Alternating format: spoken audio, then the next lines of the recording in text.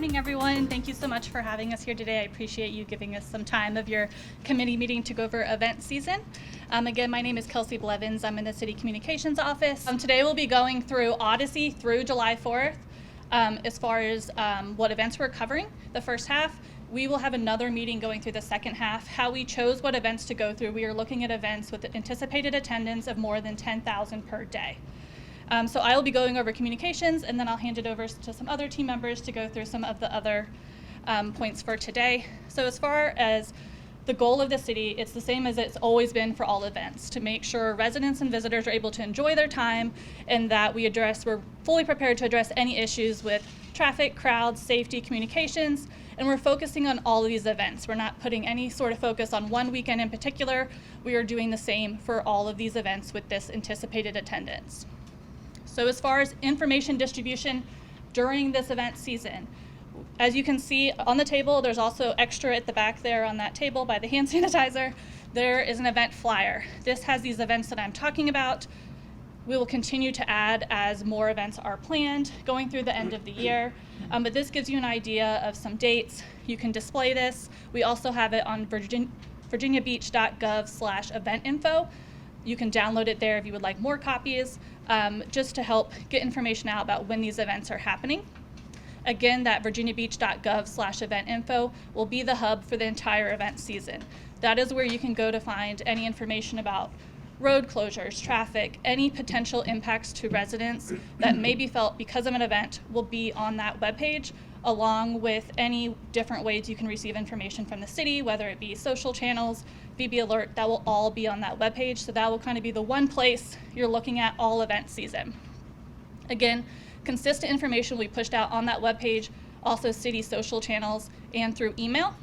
We will distribute media advisories to the local media for every single one of these events, letting them know who the dedicated communications team is available if anything is needed for any one of these events during the season. We have VB Alert set up for the entire event season rather than just for each event. At any time you can opt out of that. Emails to all of the neighborhood associations and civic leagues at the Oceanfront to get the information out, and then also coordination with any signage for road closures. Again, this is the flyer that you guys have that is also online. Example social media graphics that will be going out. These are concept only, but again, like this text alert, VB Alerts, is already up on the website. In our resources section, you're able to download that and share it with, staff, associations. You're able to get that information out as well. For getting involved, you guys are already doing this by being here today. Again, we will be scheduling another meeting. As you can see in the back, we are filming this meeting for people who aren't able to attend. It will go up on VirginiaBeach.gov/EventInfo. We will also be publishing a blog post that recaps this meeting along with any questions that are asked after following this presentation, so that way anyone who is unable to attend can still get that information. Again, digital toolkit will be updated throughout the season. Right now there's the flyer and there's also information about VB Alert, but we will continue to update that throughout the entire year. For coordination, we will have communication staff on call for every single one of these weekends that are available in case they are needed. For attendees, we do have the VB Alert text notifications, and then logistic information will be pushed out throughout these weekends on city channels. Again, just kind of a recap of ways you can stay involved. This is all on that first page here, which again is your hub of VirginiaBeach.gov/EventInfo. VB Alert, if you text VB events to 67283, you'll be able to opt in to receive any sort of event-related information, emergency communications during those events. Again, this is the entire event season, but you are able to opt out at any time if you're interested in one event, but you don't want to continue to receive notifications. If you just text leave VB events, you will be opted out of that, and you can opt in again at any time. Follow us on our social channels. We'll be pushing out information on our blog, our email newsletter as well, VirginiaBeach.gov/BeinTheKnow. And then we've also created an email just for any logistics questions you might have about these events at the Oceanfront. That is oceanfrontevents@vbgov.com, and our friends in resort management are helping us manage that to answer those questions that you guys might have. So that is kind of a brief overview of the communications plan for this event season, and I will now turn it over to PD to kind of go over public safety.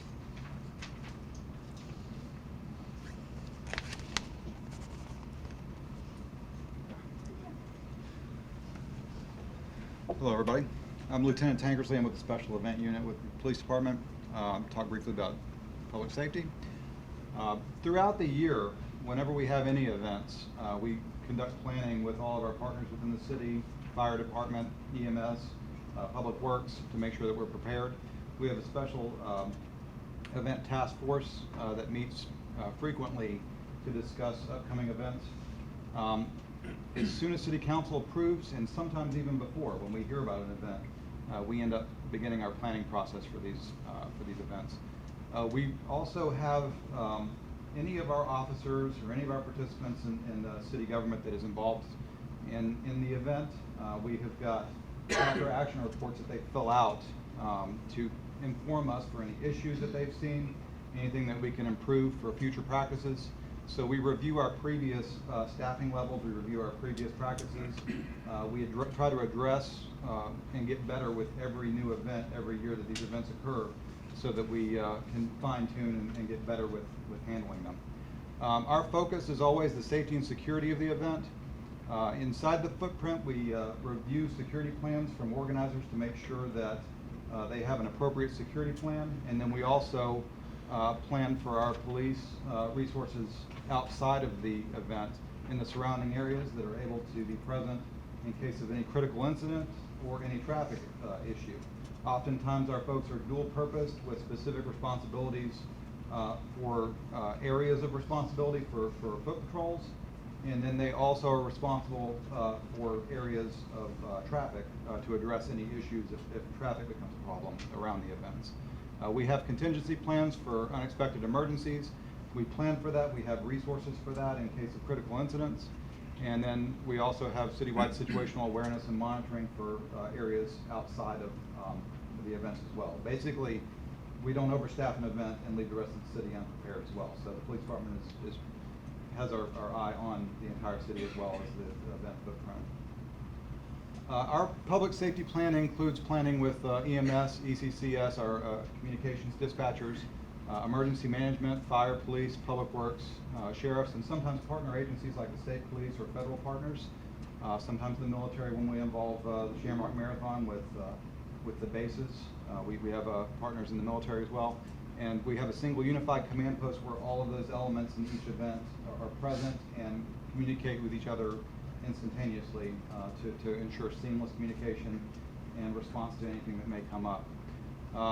We integrate with city communications, which means that we make sure that our message is passed along to both our internal public information folks as well as the broader city communications folks to ensure that important messaging on traffic impacts, on any weather impacts, any emergency situations is broadcast to the public through social media or through other avenues of city communication. We have a dedicated event medical plan. Sometimes that's in coordination between our EMS and the private companies that are hired by event organizers. And then we have response plans for our fire, PD, and EMS to ensure emergency services are available throughout the Oceanfront. Again, we staff not only for the event and the event footprint, but we staff for the entire Oceanfront and for the crowds of people that we expect in other areas outside of our event footprints. We do conduct joint training throughout the year to make sure that we have practice for incidents and different scenarios that we prepare for. And we also meet quite frequently to ensure that we all are on the same sheet of music, basically. Thank you. Good morning. If you don't know me, I'm Bill Kelly, Deputy Resort Administrator for the City of Virginia Beach. And first of all, thank you for the Oceanfront Enhancement Committee for allowing us to do this today and the residents that attended. I truly appreciate your time. And I'm going to go over the events for this year to actually piggyback on what my friends from the police department have updated you on already, but do a deeper dive on what it looks like in timelines for the festivals.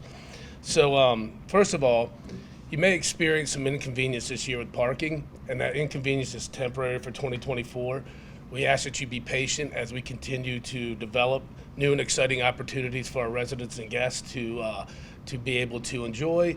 And so we ask that you arrive early, arrive patient. You will get a place to park. So just look forward to what we're bringing to the city, and be ready for the festivals. It's going to be an exciting year. This April, Odyssey's Oceanfront concerts. They are traditionally, this has been something in the water weekend. As we all know, Pharrell had announced that he would not return to this weekend. So Odyssey stepped in and offered to fill that weekend with a concert and festival that is bringing a diverse entertainment as well as opportunities that are free and paid. For this weekend, we are looking at activations in 17th and 24th Street parks. That'll be Friday, April 26th through Sunday, April 27th. Those activations will be from noon to 5. They will be free. It is community-based. They're working with community groups. It'll be arts, DJs, spoken word poetry, and focusing on allowing us to celebrate what is Virginia's own and grown. That each night, Friday and Saturday, at 31st Street Park on the beach is the concerts. Those concerts will take place from 5 p.m. when the doors open to approximately 11 p.m. The ticket prices for those at general admission is $29 per day. One-day VIP is $59. Two-day general admission tickets will be $39, and two-day VIP tickets will be $79. There, as you see, the parking, we're going to push people to 25th and 31st Street parking garages, and there could be a possibility of road closures, but this is for all major festivals and events that we have. And this is usually when we identify through our help with our partners in the police department, whether it be traffic or pedestrians in the streets or traffic flow has gotten too heavy, to divert traffic to alleviate it and flush it to a different area. So Memorial Day weekend, Salute the Summer. This is our traditional event that takes place, which is a Friday through Saturday. It's at all three parks, Oceanfront Park, 17, 24, 31st, 7 p.m. to 11. This is done with our event contractor, Beach Events. We typically have not covered bands, but they're, I guess that's the best word for them. They'll bring bands in that will cover stuff like Led Zeppelin or Journey, for example. But the parking for those, you can expect to park at 9th, 25th, 31st Street parking garages. There are no planned road closures for that weekend. New festival to Virginia Beach is the Point Break Music Festival.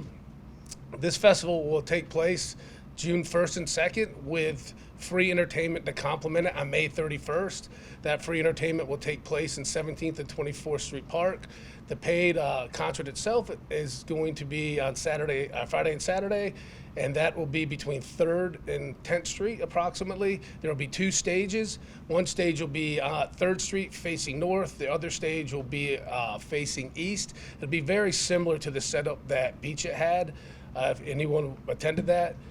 We're anticipating, we're on pace right now for about 15,000 people per day, and the headlining acts for this, if you have not seen it yet, is Sublime, Revolution, Wiz Khalifa, with an additional 20 plus acts, including some local entertainment that they are putting on the main stage as well.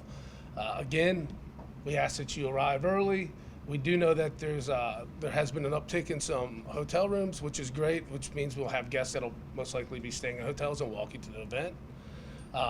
There will be restricted access at Rudy Loop. Most likely that'll begin probably Thursday or Friday, and that access is due to the fact that Rudy Loop parking lot will serve as the staging area for production, catering, and the entertainment, very similar to what we did for Beach It. The plan is to keep access to the surfing beach open as long as possible, and we're very aware of the importance of that. Jackalope Festival is returning again after a very successful year last year. May 31st through June 2nd. It is the same weekend as Point Break. It is on the other end, the north end of the beach at 31st Street. As you see, the times are 5 to 11 on Friday, Saturday and Sunday, 9 to 11. They will feature vert ramp, street skating, bouldering wall, everything you saw last year, skydiving, base jumping, motocross, everything that's action sports. And it's a great complement to the weekend, the bookend, what's happening at Point Break. This is a free festival, so I would suggest that you come to this festival, enjoy it, get your ticket, go down to Point Break, and in between those, you'll have the USO Warrior Weekend happening, so you can stop there and experience what it's like in our military community. it really ties everything that's Virginia Beach together: music, military, as well as action sports. And our friends in the Vibe District will be doing a street art festival.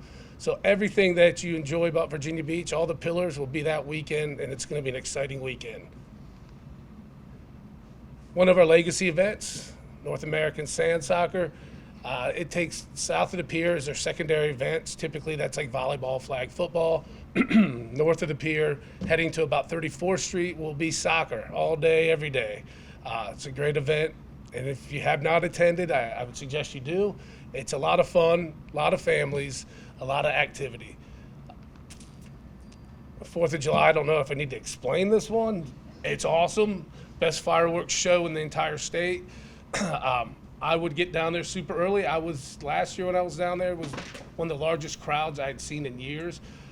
So this event, the fireworks take place around 24th Street from the barge, and but they will have entertainment at 17th, 24th, and 31st Street Park. And the party celebrating America continues through the weekend, and so plan to spend your whole weekend down there. The 5th, 6th, 7th will be free entertainment in the parks provided by our event contractor, Beach Events. So as you see, this is an exciting and diverse lineup of entertainment, and this is just a small snippet of what we're providing. Again, this is events that are over 10,000 or more. And with that, I appreciate your time.